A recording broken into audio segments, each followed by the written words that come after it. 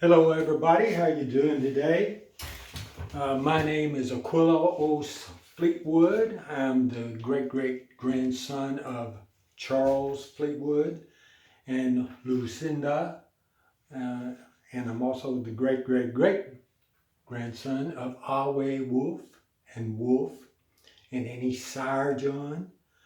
And they walked the Trail of Tears in 1834. They got on board the steamship Thomas Yeatman and traveled up through Arkansas and around Little Rock.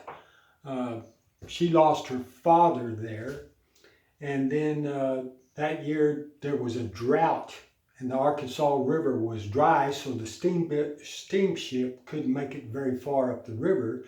So they got as far as what they could, and they had I don't know how many days to walk to Sallisaw, and they had to register there, Sallisaw, Oklahoma, and then they had to walk up to Fort Gibson and register there again, and that's where she met my great great grandfather, Sergeant Charles Fleetwood, on April 6th of 1834.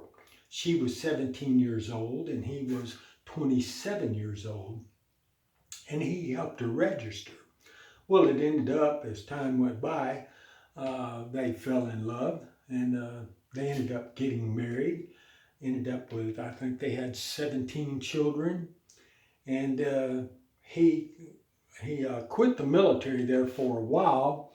And then when the Civil War got started in 1861, he re-enlisted because he was a member of the Dragoons there at Fort Gibson. And in order to be a member of the Dragoons, at first you had to be literate. You had to be known to come from a good family. And he led a 1,000-man Home Guard Cherokee unit during the Civil War. But you can Google Charles Fleetwood if you want to, and you can Google John Mallard Stuckey. My mother was a Stuckey, and John Mallard Stuckey is my great grandfather who fought for the South.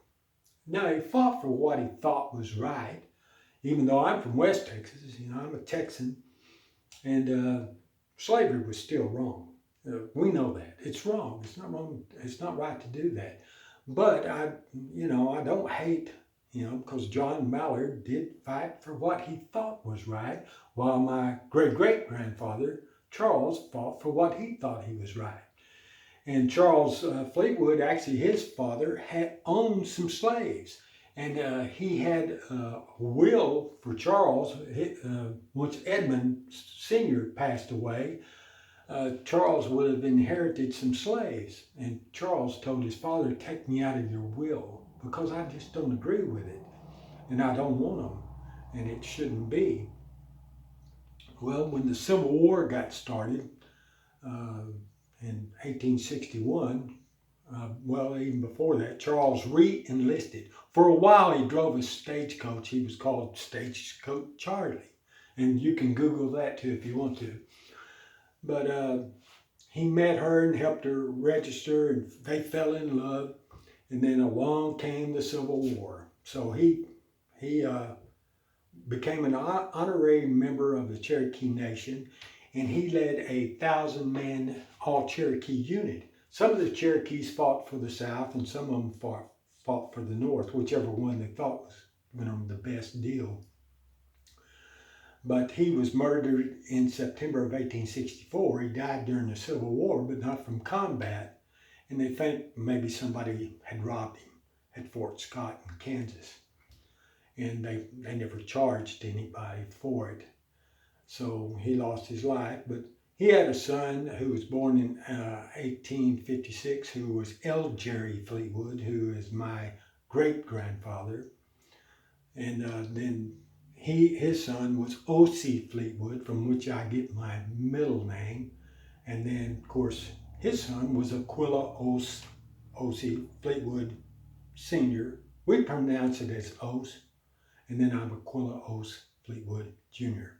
But whether you call it OC or Os, that's fine. I understand it's supposed to be Cherokee, But my point is about trust in the government and where's our country headed? I think it's headed in the wrong direction. Political wise, there's so much division. And you got to be careful trusting the government because of what? These people. What did our government do? They mistreated them. They didn't treat them right. Making them walk the Trail of Tears, stealing their land because gold was found in Alabama. Oh, wow. How many died on the Trail of Tears? I don't know. A lot. So they say maybe 4,000. But you have to be careful about trusting the government. And like I said, this is John Mallard Stuckey. He was born in 1833, died in 1901. But this is my great-grandfather. And he fought for what he thought was right. I just don't agree with him, you know. And I go up to Fort Gibson every now and then. And I walk on the same grounds where Charles met Lucinda and ended up marrying her. I get these shirts there in Tahlequah. I kind of like these shirts because my dad always told me, honor your heritage. You know, I don't have much Cherokee in me. I got more than, you know, what's that woman's name? That is a Democrat. I have more than her. But this, I like this shirt. And this tells it all. This tells it all. Turn in your guns. The government will take care of you. I don't believe that for 1 minute. I don't trust them any further than I can see them. Don't turn in your guns. We know better than that. I hope things turn out all right. Of course, I don't have many guns. Some people have one. This is actually one of my favorites. A little nylon 66-22 I bought back in the 70s. But you know what? I'm not even turning that in, even though it's just a rabbit killer. I mean, you could kill a man with it if you had to. Hopefully I'll never have to.